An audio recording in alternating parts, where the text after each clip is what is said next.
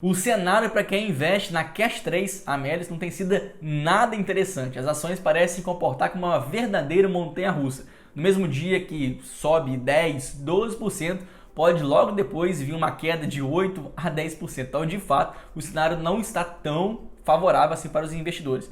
Por outro lado, dois grandes bancos brasileiros, tanto a XP como também o BTG Pactual, têm hoje recomendação de compra na empresa porque enxergam um cenário mais favorável, com resultados operacionais crescentes e ainda mais. Existe um gatilho de crescimento que começa a ser ventilado na grande mídia. Será que isso vai acontecer? Para ficar então atento a todas as movimentações e perspectivas da companhia, eu vou te para assistir esse vídeo até o final, não se esquecendo de curtir o material, se inscrever no canal, porque assim isso ajuda o meu canal a crescer e ganhar mais relevância dentro do YouTube.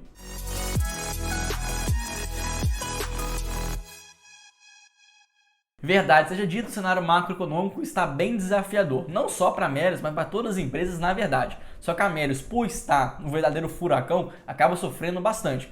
Lembrando que, por mais que a empresa seja classificada como empresa de tecnologia, mas no final das contas ela é uma empresa varejista. Por quê? Ela funciona, a operação dela nada mais é do que a intermediação entre vendedores, no caso Casas Bahia, Magazine Luiza, Lojas Americanas e qualquer outros parceiros, fazendo intermediação com compradores que são pessoas físicas. Então, quanto mais intermediação, mais a empresa vai ganhando suas comissões a cada venda realizada. Então, esse é o modelo operacional da empresa. Inclusive, aqui nesse vídeo está bem detalhado como que funciona a sua remuneração, como que a empresa vem crescendo ao longo dos últimos trimestres. Ou seja, se a economia está mal, se a inflação está alta, se o desemprego está alto, as pessoas têm uma percepção que o poder de compra delas cai.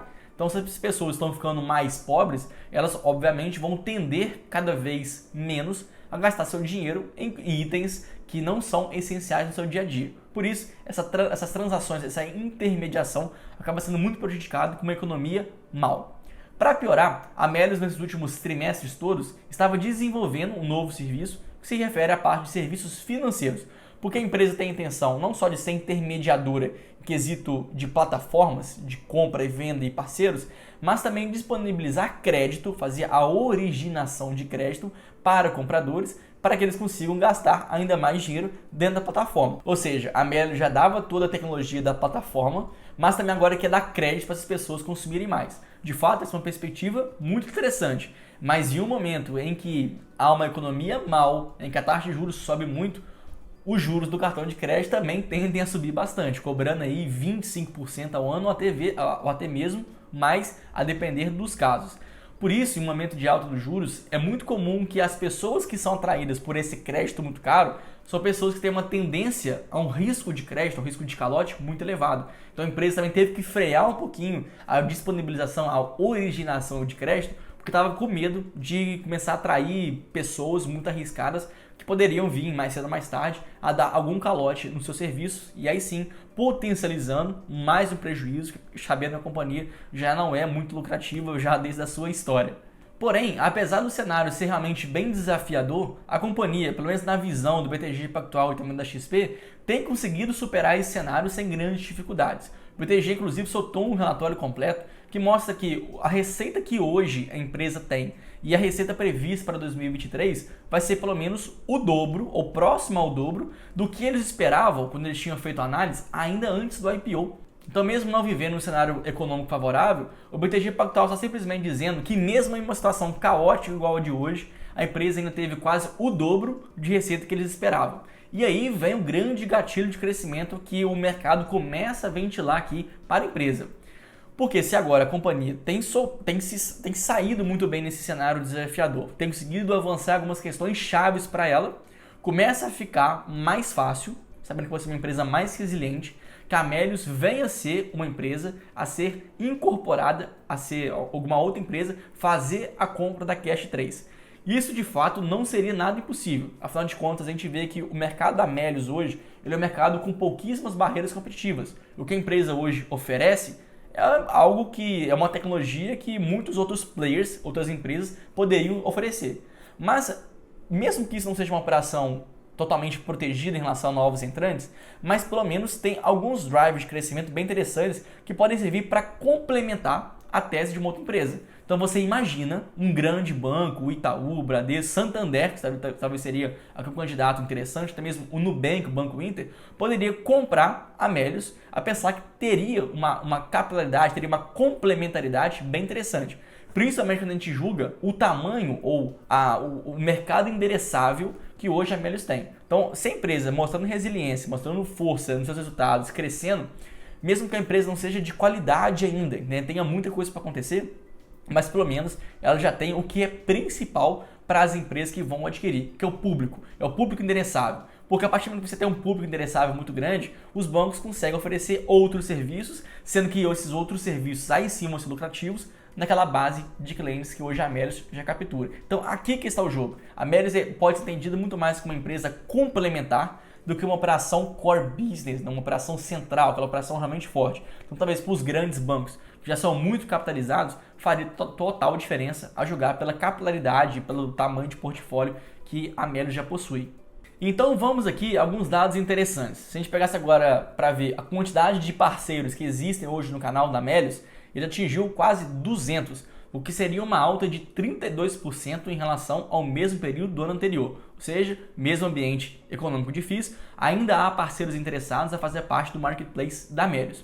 Em número de usuários, nós também tivemos avanço. A companhia hoje atinge quase 26 milhões de pessoas, que seria inclusive maior do que a própria quantidade de pessoas que o Banco Inter tem como correntistas. Então é realmente um mercado endereçável gigantesco.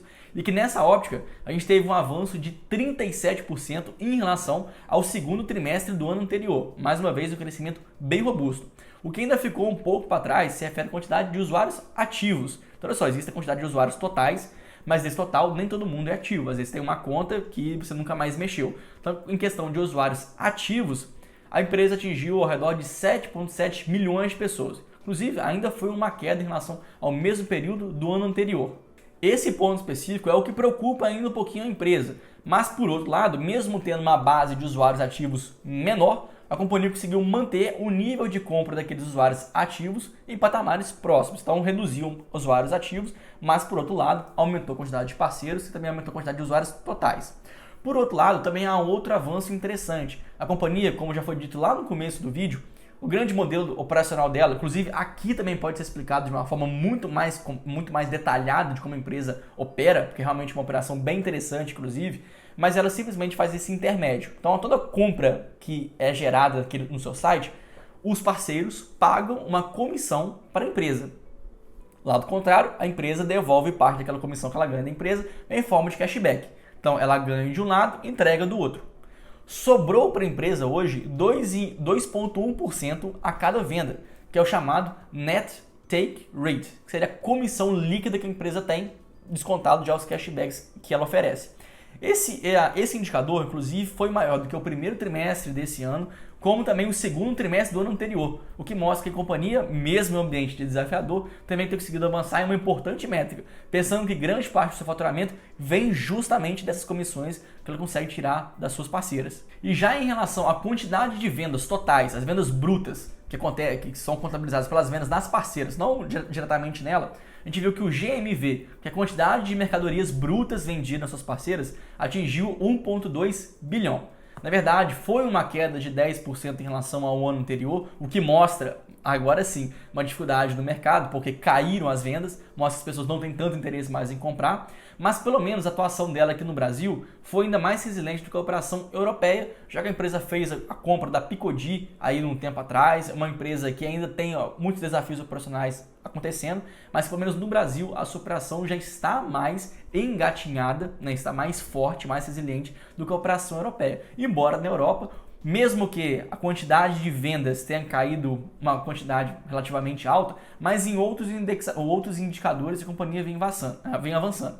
Então a verdade é essa, a companhia vem colhendo resultados interessantes em algumas áreas, outras ainda sente um pouquinho, principalmente por causa do mercado econômico, mas que à medida que o mercado comece a apresentar mais força, uma recuperação maior, que é exatamente esse cenário que nós vemos aqui no Brasil, a Melios pode ter resultados bons, ou pelo menos melhores do que já foi no passado. Para quem me acompanha sabe que eu não sou um grande fã da companhia, não acho que ela tem vantagem competitiva duradoura e forte por longo prazo, mas por outro lado também tenho que reconhecer alguns avanços que ela vem obtendo. Agora, essa é uma empresa negociada a múltiplos baratos?